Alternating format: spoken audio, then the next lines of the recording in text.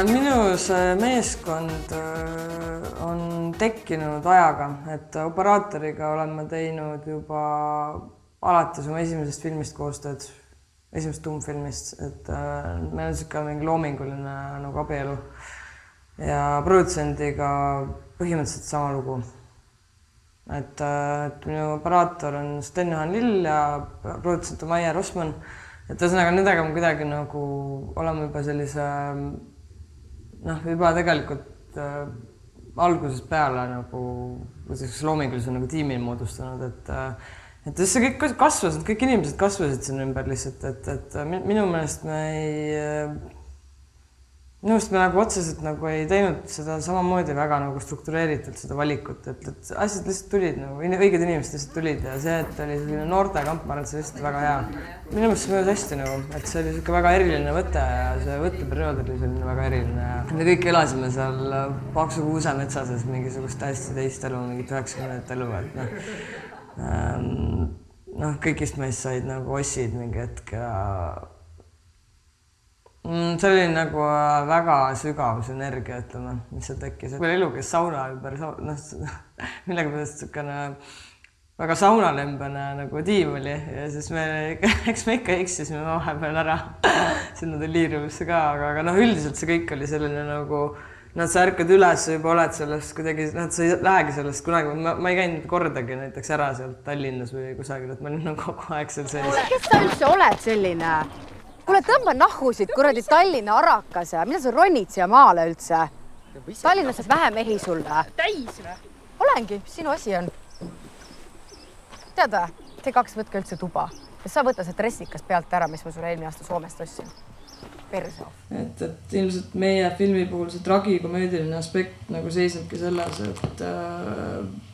et ta nagu tark ja siuke naljakas samal ajal, aga ma olen kuulnud meil siin testpubliku käest seda, et tegelikult oodatakse midagi hästi siukest mingit täiskomöödiat vist sellest asjast, aga tegelikult need, kes seda täiskomöödiat lähevad vaatama, ilmselt ei saa päris täpselt seda, mida nad sealt nagu ootavad, et see on siuke läbi põimitud siukest tumedusest ja naljast, et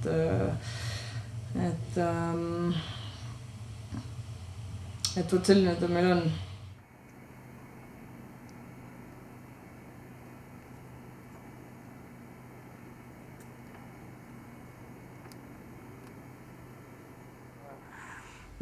Ma arvan, et kui ta mõjub niimoodi vabastavalt, siis on ta suure osa oma eesmärgist ka nagu täitud, et sa oled nagu vaba, sa lähed nagu möllama lihtsalt.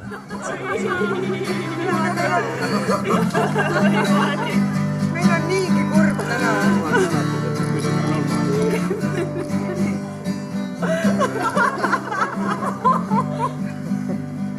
Lootus annab rõõm.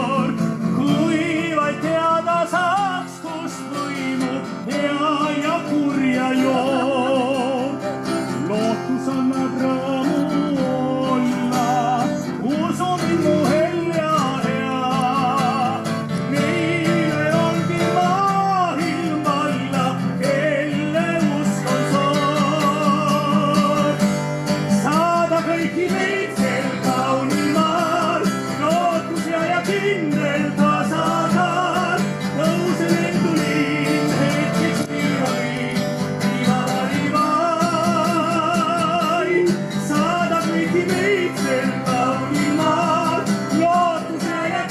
teen